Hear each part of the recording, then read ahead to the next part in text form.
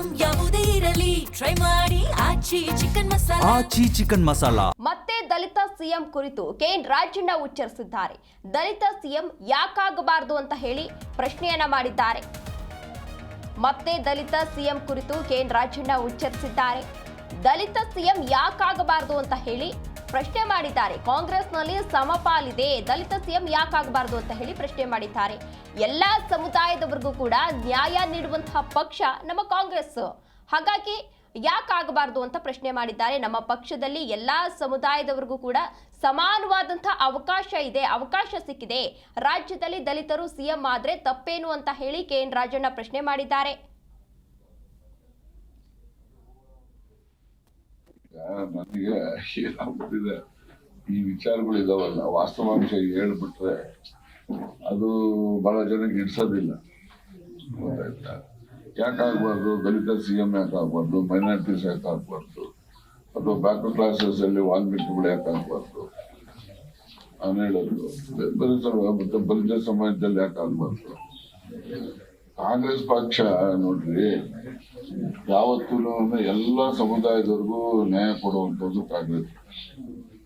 ನಾನು ಕಾಂಗ್ರೆಸ್ ಅಲ್ಲಿ ಒಂದೊಂದ್ಸರಿ ಬೈತೀನಿ ಬೇರೆ ವಿಚಾರ, ಆ ವಿಷಯಕ್ಕೆ ಸೀಮಿತ ಒಂದು ಅಸಮಾಧಾನ ಅಷ್ಟೇ.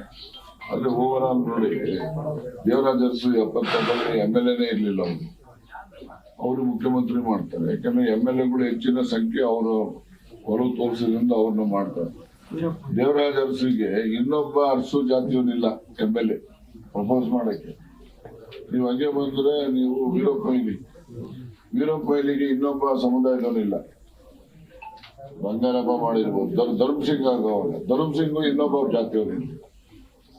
ಇಂತಹ ಎಲ್ಲ ಈಗ ಒಕ್ಕಲಿಗರು ಮಾಡಿದ್ದಾರೆ, ಲಿಂಗಾಯತರು ಮಾಡಿದ್ದಾರೆ, ಕಾಂಗ್ರೆಸ್ ಪಾರ್ಟಿಗೆ ಎಲ್ರಿಗೂ ಅವಕಾಶ ಕೊಟ್ಟಿದ್ದಾರೆ.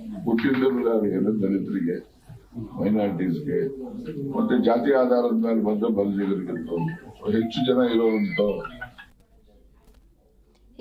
ಇದಿಷ್ಟು ರಾಜಣ್ಣ ಅವರು ಹೇಳ್ತಾ ಇರುವಂತಹ ವಿಚಾರವಾಗಿದೆ. ಇದೇ ವಿಚಾರಕ್ಕೆ ಸಂಬಂಧಪಟ್ಟಂತೆ ಹೆಚ್ಚಿನ ಡೀಟೇಲ್ಸ್ ಅನ್ನು ನೀಡಿದ್ದಾರೆ ನಮ್ಮ ಪ್ರತಿನಿಧಿ ಮಂಜುನಾಥ್. ಮಂಜುನಾಥ್, ದಲಿತ ಸಿಎಂ ಕೂಗು ಆಗಾಗ ಕೇಳಿ ಬರ್ತಾ ಇರುತ್ತೆ. ಈಗ ರಾಜಣ್ಣ ಅವರು ಕೂಡ ದಲಿತ ಸಿಎಂ ಆಗಬಾರ್ದಾ ಅಂತ ಪ್ರಶ್ನೆ ಮಾಡಿದ್ದಾರೆ.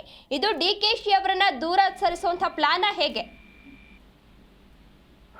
ಖಂಡಿತವಾಗಿಯೂ ತೇಜಸ್ವಿನಿ, ಈಗ ರಾಜ್ಯದಲ್ಲಿ ದಲಿತ ಸಿಎಂ ವಿಚಾರ ಪ್ರಸ್ತಾಪ ಆದಾಗ್ಲೆಲ್ಲ ಒಂದು ದಲಿತ ಸಿಎಂ ಕೂಗು ಕೂಡ ಆಗಾಗ ಕೇಳಿ ಬರ್ತಾ ಇರುತ್ತೆ. ಅದರಲ್ಲಿ ಡಾಕ್ಟರ್ G. ಪರಮೇಶ್ವರ್ ಕೂಡ ಮುಂಚೂಣಿಯಲ್ಲಿದ್ದಾರೆ. ಅದ್ರ ಜೊತೆಗೆ ಎಡಗೈ ಸಮುದಾಯದಲ್ಲಿ ಒಂದು ಇವರು ಏನು KH ಮುನಿಯಪ್ಪ ಕೂಡ ಒಂದು ರೇಸ್ ನಲ್ಲಿ ಇರ್ತಕ್ಕಂಥದ್ದು, ನಾನು ಕೂಡ ಆಕಾಂಕ್ಷಿ ಅಂತೇಳಿ ಹೇಳ್ಕೊಂತ ಇರ್ತಕ್ಕಂಥದ್ದು, ಈ ತರದ್ದು ನಡೀತಾ ಇದೆ. ಇದ್ರೊಳಗಡೆ ಇವತ್ತು ಒಂದು ವಿಶೇಷವಾಗಿ ಇವತ್ತು ಏನು KN ರಾಜಣ್ಣ ಕೂಡ ಇದರ ಬಗ್ಗೆ ಮತ್ತೆ ಇವತ್ತು ಪುನರ್ ಉಚ್ಚರಿಸಿ ಒಂದು ದಲಿತ ಸಿಎಂ ಯಾಕಾಗಬಾರ್ದು ಅನ್ನೋ ಒಂದು ಪ್ರಶ್ನೆಯನ್ನ ಇಟ್ಟಿದ್ದಾರೆ.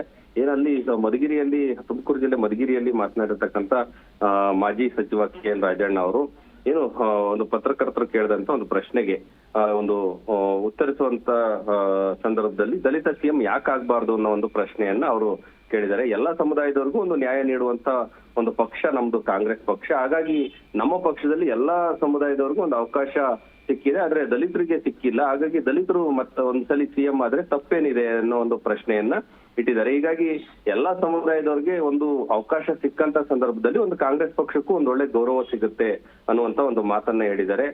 ಜೊತೆಗೆ ಪರಿಶಿಷ್ಟ ಜಾತಿ, ಪರಿಶಿಷ್ಟ ಪಂಗಡಗಳು ಏನ್ ಹಿಂದುಳಿದ ವರ್ಗಗಳಿದಾವೆ ಇವೆಲ್ಲವಕ್ಕೂ ಕೂಡ ಒಂದು ಸ್ಥಾನಮಾನ ಸಿಗುತ್ತೆ ಮತ್ತೆ ಅಭಿವೃದ್ಧಿ ಆಗುತ್ತೆ ಅನ್ನೋ ಒಂದು ಮಾತನ್ನ ಅವ್ರು ಹೇಳಿರ್ತಕ್ಕಂಥದ್ದು. ಈ ನಿಟ್ಟಿನಲ್ಲಿ ಏನು ಈಗ ಸಿಎಂ ಸ್ಥಾನದಲ್ಲಿ ಒಂದು ನೆಕ್ಸ್ಟ್ ರೇಸ್ ನಲ್ಲಿ ಒಂದು DK ಶಿವಕುಮಾರ್ ಅವರು ಒಂದು ಪ್ರಯತ್ನವನ್ನ ಮಾಡ್ತಾ ಇದ್ದಾರೆ.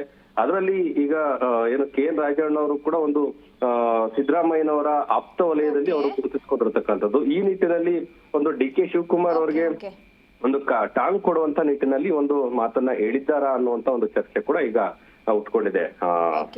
ಧನ್ಯವಾದ ಮಂಜುನಾಥ್ ತಮ್ಮೆಲ್ಲ ಡೀಟೇಲ್ಸ್ಗಾಗಿ.